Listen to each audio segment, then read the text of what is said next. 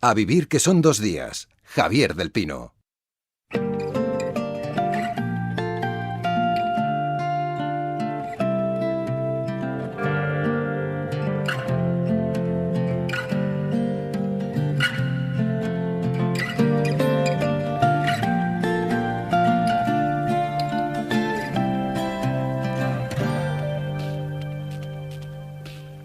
Wicked quips so harsh and cynical, touches stricken, cold and clinical. What a transformation to behold. But I don't like this new, I want the old.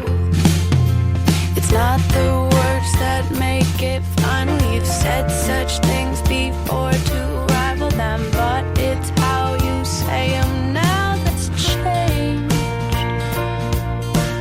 Cold but sympathetic all the same.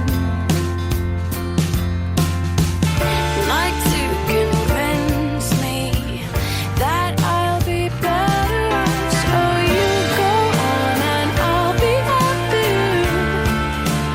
I'll be happier. You go on, yeah, you go on. You be gone and I'll be happier.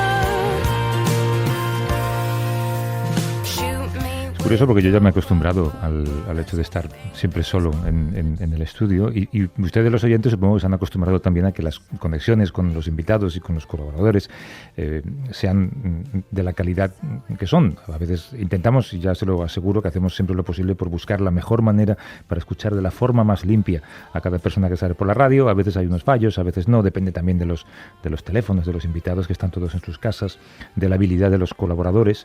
En este caso, los colaboradores de Carabanchel y Buenos Aires tienen, pues digamos que son duchos en la tecnología. A veces hay un poco de retardo, sobre todo con Buenos Aires, pero vamos a ver qué tal hoy.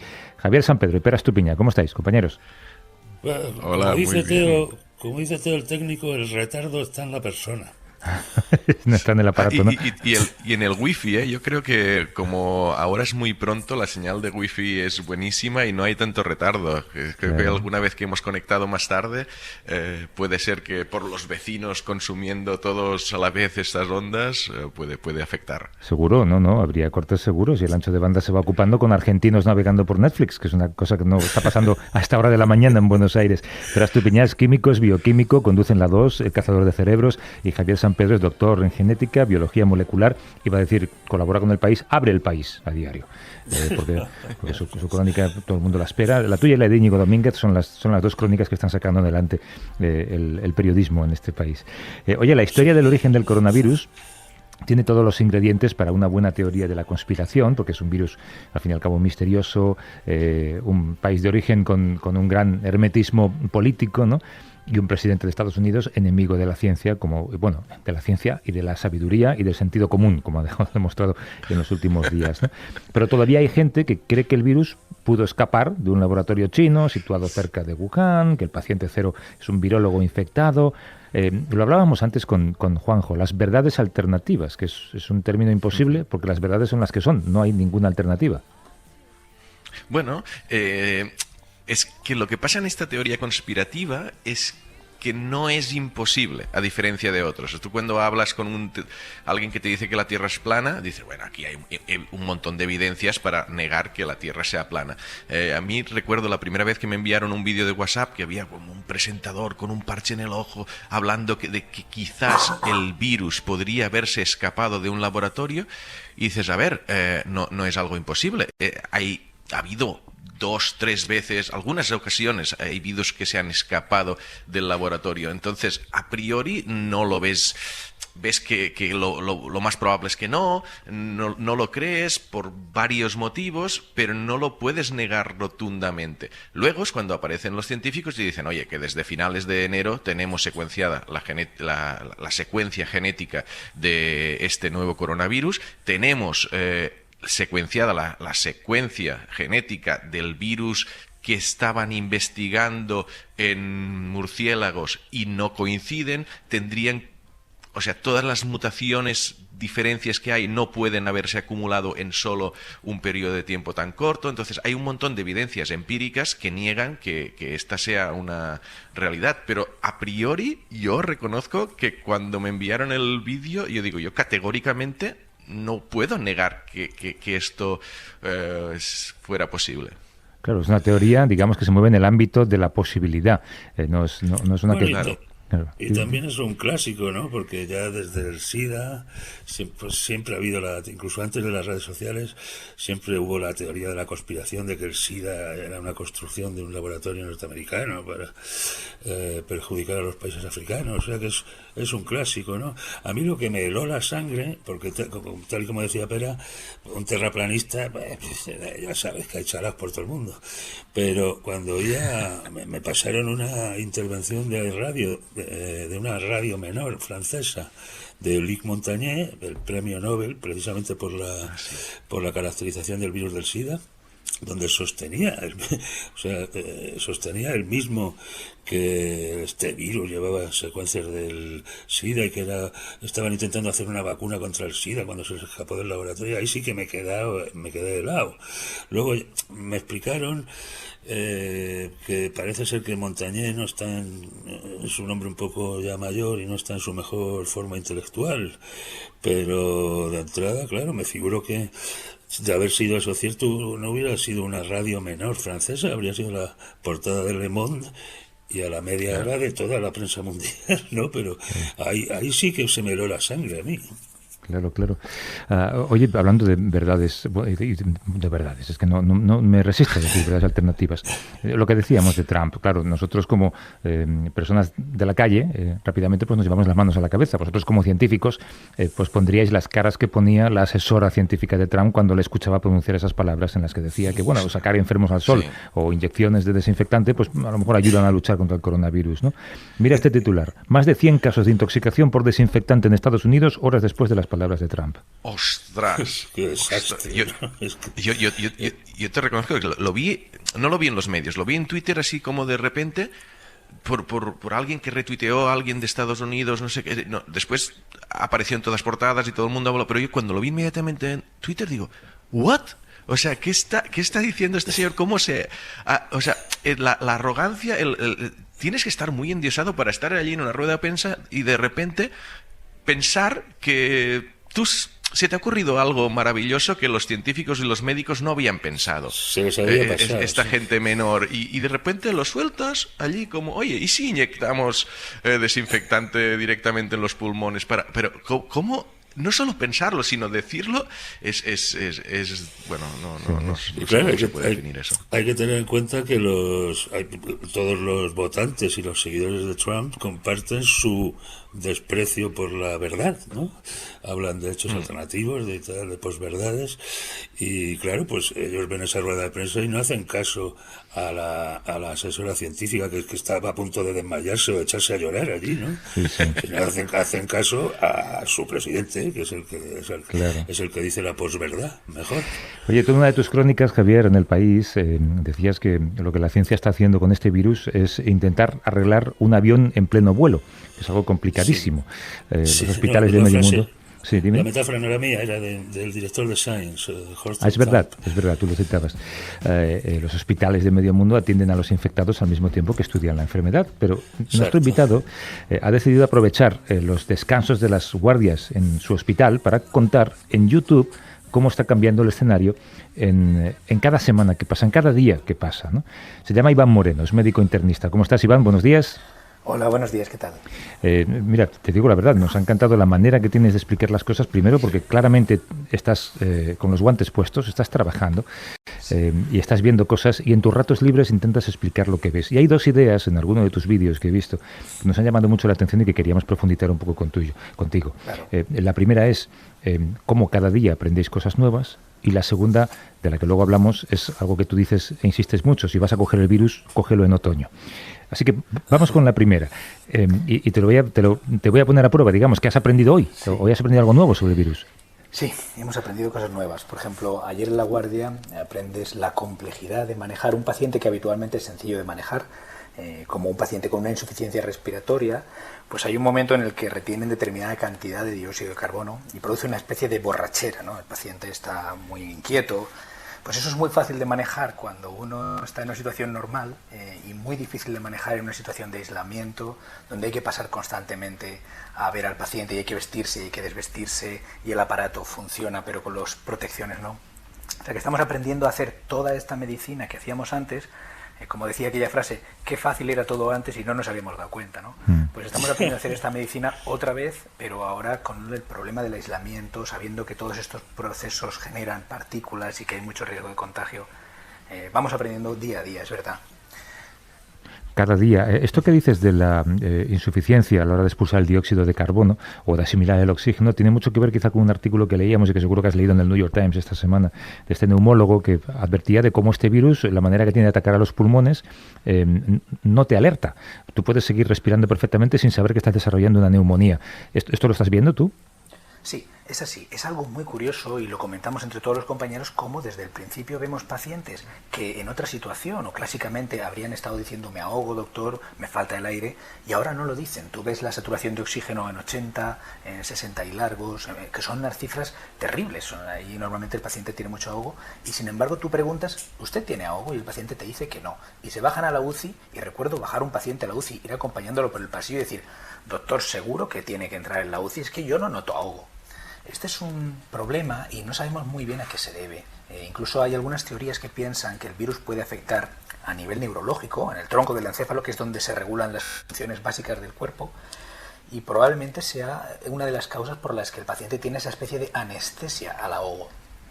Claro, y si ese paciente supiera que está bajando su nivel de oxígeno en la sangre, podría ir a urgencias antes de que fuera demasiado tarde. Por eso este médico del New York Times, y yo no sé si tú compartes esa recomendación, decía que la gente podría comprarse en la farmacia, que cuesta 30, 40 euros, un medidor de oxígeno, y con eso sabría en qué condiciones están sus pulmones.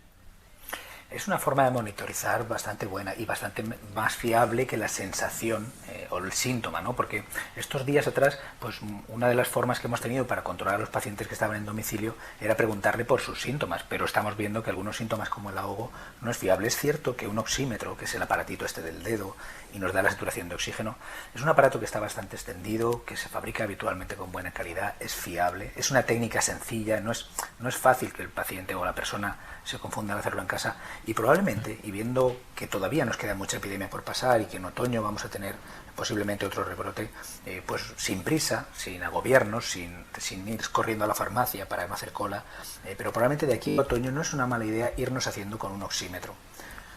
Claro. Es una especie de termómetro para ver la saturación de oxígeno, es sencillo de usar. ¿Pero? Ahora, a ver si vamos a causar desabastecimiento de los Sí, que ten cuidado porque la semana pasada, hace un par de semanas, enseñábamos a la gente cómo hacer pan y se agotó la harina. Pero esto, digamos que es una cuestión. El neumólogo del New York Times, claro, decía que si la sanidad pública proporcionara a cada individuo uno de estos aparatos, que en el fondo son bastante baratos, ¿no? Pues que seguramente se podría, de alguna manera, impedir la nueva saturación de los servicios médicos. Hay que aclarar que es solamente si tienes fiebre, si no, no hace falta que estés todo el día midiéndote el oxígeno, ¿no? Sí, así es. Y yo pienso que esto, a medida que pase el tiempo, lo hilvanaremos dentro de una estrategia global. Por ejemplo, más adelante, cuando un paciente tenga síntomas, pues se le hará el test, o no se le hará el test, pero se le dirá, haga usted un aislamiento, vigile sus respiraciones por minuto, que es un marcador también muy bueno. Tener menos de 20 respiraciones por minuto es muy tranquilizador. Llévese usted este aparatito y se va midiendo el oxígeno, y así cuando el médico le llame para ver cómo está yendo todo, pues usted le dice la saturación, le dice las respiraciones, le dice la temperatura, y el médico nos puede teledirigir bastante bien con estos 3 parámetros. O sea que no hay que ir a corriendo por los oxímetros. Pienso que es un elemento que probablemente incorporemos en la estrategia estos próximos meses para hacer un buen seguimiento de esos pacientes que están en casa. Espera. Tengo ¿puedo hacer una? Es que ayer estuve viendo tus vídeos, Iván, y hay algo que me abrió un poquito una luz, ¿eh? O sea, hablas de un caso de un señor de 80, 88 años que dices, ahora le estamos tratando de una manera diferente a la que le habríamos tratado 2 semanas antes, porque conocemos muchas más cosas de la enfermedad y porque tenemos, digamos, unas herramientas terapéuticas nuevas. Es decir, también en referente a la enfermedad, pensabais que era algo mucho más de pulmones, ahora estáis viendo que los procesos de inflamación son mucho más graves después, estáis utilizando todos estos antiinflamatorios, corticoides, toda todas estas sustancias. A mí, desde la perspectiva científica, nosotros no estamos transmitiendo este avance en el sentido que nosotros hablamos mucho de reposición de fármacos, mucho de ensayos clínicos, como si no hubiera nuevos elementos para incorporar a la terapia. Pero escuchándote era como, bueno, los científicos van haciendo sus experimentos, pero nosotros en el día a día vamos viendo estos síntomas. No sé si es que vais como probando diferentes cosas, reaccionando, comunicándoos entre vosotros y sí avanzando de manera terapéutica y mucho, hasta el punto que tú cuando planteabas lo que decía Javier antes, es decir, cógela, o sea, si tenéis que coger la enfermedad, cógela en octubre y no ahora, es porque en octubre dices, aunque no avance la ciencia, nosotros sí que habremos aprendido mucho mejor cómo tratar esta enfermedad. Me pareció muy revelador en realidad. Sí, Iván. la idea que comentas es la vivencia que nosotros tenemos. Como bien decíais antes, da la sensación a veces a los médicos de que estamos reparando un avión sobre la marcha. Entonces, hay dos tipos de investigación con respecto a los tratamientos, y vosotros la conocéis bien. Una es la ciencia básica, que lo que intenta es establecer evidencia sólida de cómo funciona el virus y de nuevos fármacos y nuevas alternativas en el tratamiento. Y otra es esta evidencia, que también es una forma de hacer ciencia, que es todos estos fármacos que hemos intentado reformular, porque por su funcionamiento son fármacos que ya tenemos desde hace muchos años, como en su momento se planteó el Dolquine, los corticoides, baricitinib, tocilizumab. Son fármacos que ya conocemos de años, de otras indicaciones, con lo cual tenemos claro cómo usarlos, que son seguros razonablemente, y es muy importante que es una herramienta que sabemos manejar en el cuerpo humano y que vemos que tienen un posible papel en esta infección, en esta respuesta hiperinflamatoria. Entonces, lo que estamos haciendo los médicos no es ir, como yo le digo a mis pacientes, no estamos probando cosas al tuntún. Estamos probando fármacos que sabemos manejar y que tenemos una base de evidencia científica que nos hace pensar que van a ser útiles en esta indicación. Y efectivamente, en 2 semanas hemos aprendido que el virus produce más inflamación y más trombos, y hemos añadido estos tratamientos y estamos viendo que los pacientes bajan menos a la UCI. Y últimamente incluso ya estamos empezando a ver perfiles de paciente. Vemos que son diferentes. Este señor va a ser más de este fármaco, este señor va a ser más de este otro, y empieza a haber datos incipientes en algunos hospitales importantes. Hace poco veíamos un seminario del Hospital Clínic de Barcelona, donde la diferencia entre poner ese tratamiento ya personalizando, o sea, el nivel de avance en 3 semanas es importante, ya personalizando el tratamiento, la diferencia es muy importante con el paciente que le dábamos tratamiento de forma general.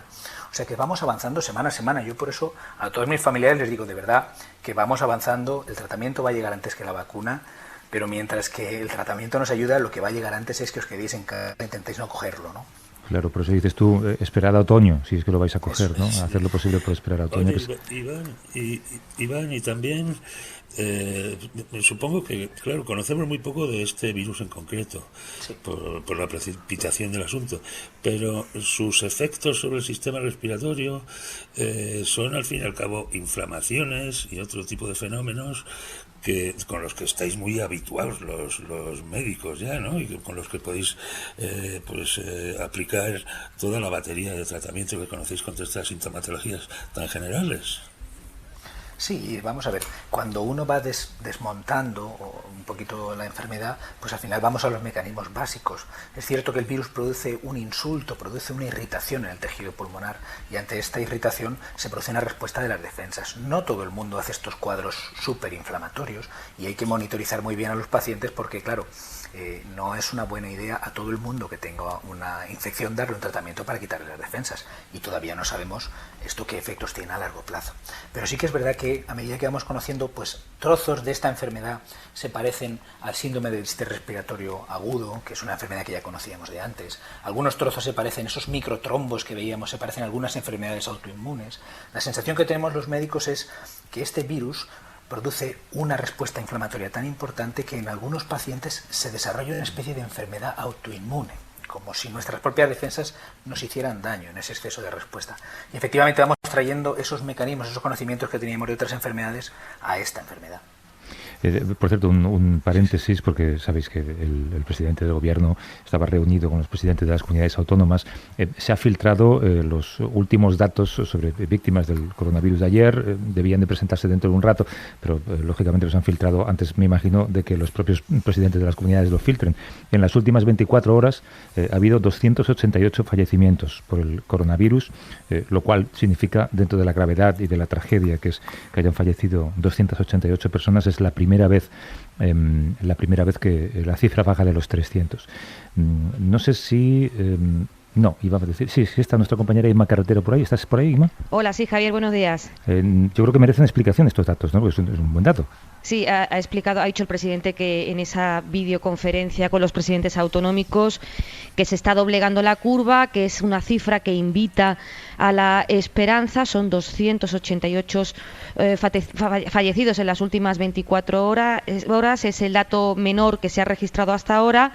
También hay que tener en cuenta el efecto fin de semana, que siempre supone que la cifra es inferior, que suele haber un repunte después el lunes y el martes, pero el presidente ha dado esa cifra antes de explicar a los presidentes autonómicos lo que ya avanzó ayer en rueda de prensa, que es la intención del gobierno empezar ya a trabajar en el plan de desescalada y que quiere coordinar con las comunidades autónomas, aunque bajo la dirección del gobierno, basándose efectivamente en esta cifra que empieza a invitar, ha dicho, a la esperanza. Gracias, Inma. Hasta luego. Hasta luego. Hay que decir que hay una rueda de prensa dentro de poco de Fernando Simón. En la rueda de prensa no solamente van a confirmar estas cifras, sino que parece que también avanzarán lo que estará sobre la mesa del Consejo de Ministros, que es pues el listado y un poco el protocolo de implantación de medidas para ese desescalamiento. Si realmente Fernando Simón va a explicar lo que vamos a poder hacer y no hacer a partir del día 2, obviamente conectaremos con esa rueda de prensa y lo escucharemos en directo. Iván, tú hablabas antes, has mencionado la palabra perfil, pero te referías un poco al perfil médico de la gente que entra. Sí. ¿Ha cambiado también estas semanas el perfil de edad de los ingresados? Sí, ha cambiado. Hay que tener en cuenta que los hospitales, en los días de más fragor de la batalla, por decirlo de alguna forma, los pacientes que teníamos eran pues pacientes más jóvenes que estaban con cuadros muy agudos y que nos asustaban mucho, muy problemáticos.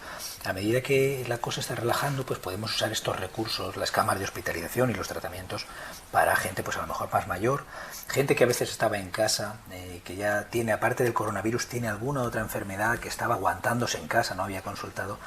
Y también tenemos cuadros más leves ingresados, porque como sabemos que el tratamiento lo vamos a poner mejor dentro del hospital, pues a lo mejor una neumonía leve antes se iba a casa y ahora pues la ingresamos. O sea que estamos viendo ya una fase más subaguda de la infección. Se van notando estas mismas estadísticas que se ven en los datos, pues nosotros en el hospital vemos que efectivamente han bajado el número de ingresados y los pacientes que están ingresando ahora pues ya son casos más leves o gente mayor que hemos retrasado un poquito el tratamiento. ¿Y percibís si podrían haber diferentes cepas de coronavirus? Es algo que se está hablando, que el virus va mutando y que podría quizás haber algunas variantes del virus más patógenas que otras repartidas. Es especulativo, los genetistas lo único que demuestran es que sí que el virus va cambiando. Vosotros en la práctica clínica, aparte de la variabilidad individual, aparte de decir, mira, esta persona es mayor o esta persona tiene una enfermedad, a este le afecta más por esto o por lo otro, ¿puede ser que haya virus un poco más agresivos? Hay un porcentaje de variabilidad que nosotros no nos explicamos. Hay algunos pacientes que claramente tú lo ves. Estamos viendo que los pacientes cardiópatas con sobrepeso, el síndrome metabólico, obesidad, pues tienen más riesgo y entonces tú ya lo vas viendo venir. Este señor tiene más riesgo. Hay otra gente que tiene las defensas bajas, pero hay un porcentaje de variabilidad entre personas que no entendemos y ahí entrarán probablemente criterios genéticos, entrarán algunos factores que todavía no conocemos y es posible que haya diferentes cepas con diferente virulencia. Esta semana había un artículo donde publicaban ya dentro de Wuhan, o sea, sin ir a las diferentes cepas que se han repartido por los diferentes países, dentro de la crisis de Wuhan, veían que las diferentes cepas que había allí, que hasta ahora los médicos las considerábamos mutaciones menores, que no cambiaban mucho el virus ni su patogenicidad. Bueno, pues ya dentro de esas mismas poblaciones de Wuhan, veían que los cultivos con el virus eran diferentes en la agresividad contra las células donde se cultivaban. Y en los pacientes en los que el virus en la plaqueta donde se cultiva es más agresivo contra las células, correspondían con pacientes que habían estado más graves y mucho más tiempo eliminando virus. O sea que hay una base para pensar que esas diferentes cepas, incluso ya dentro de un mismo país, no hablamos de país en país, pudieran explicar esa diferencia entre unas cepas más graves y otras, unos casos más graves y otros. Javier.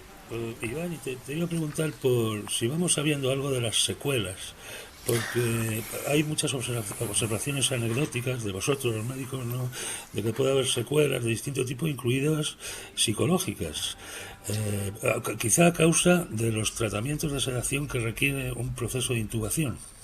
Sí, a causa, hay una cosa que hay que tener clara. Dentro de cualquiera de estos casos produce un daño pulmonar, que esto a largo plazo habitualmente se suele acompañar de una cicatrización, de un cierto grado de fibrosis, que claramente es peor cuanto más grave ha sido el cuadro. Pues estos pulmones que a veces vemos en las imágenes de internet, en las radiografías, que se ve todo el pulmón blanco, eso luego detrás de sí deja unas secuelas de fibrosis, de cierta hipertensión en el pulmón, esos coagulitos que decían, pues probablemente haya que ver que no nos dejen una hipertensión pulmonar. Y cuando tenemos a un paciente de los que ha pasado por UCI, como todo paciente que pasa por UCI, el cuerpo hace lo que puede por sobrevivir y echa mano de lo que puede. Y solemos ver unas miopatías, una degeneración muscular muy importante. Gente de 50 años que sale y hay que volver a enseñarles a andar porque han perdido toda la masa muscular. Entonces, las 3 secuelas fundamentales: vamos a tener fibrosis pulmonares en gente con cuadros graves. Los pacientes que han pasado por UCI salen con muchísima debilidad muscular y algunos pacientes están teniendo que ir a casa con oxígeno. La sensación clínica que nos da es que será de forma temporal, pero todavía no tenemos suficientes datos. Iván Moreno, médico internista. Oye, eres un comunicador nato. No te importará que te llamemos dentro de un par de semanas para hacerte una pregunta. ¿Qué has aprendido en las últimas 2 semanas? Fenomenal, muchísimas gracias. La verdad es que hago lo que puedo. No sabía yo de esa habilidad de comunicación, pero como la gente me lo pide, pues yo os ayudo en lo que pueda. Venga, un abrazo, Iván. Suerte con todo, porque es suerte para todos. Hasta luego. Y a Javier San Pedro Pera Estupiñá, os despido, compañeros, hasta el domingo que viene. Hasta el domingo que viene. Vale, adiós. Hasta el domingo.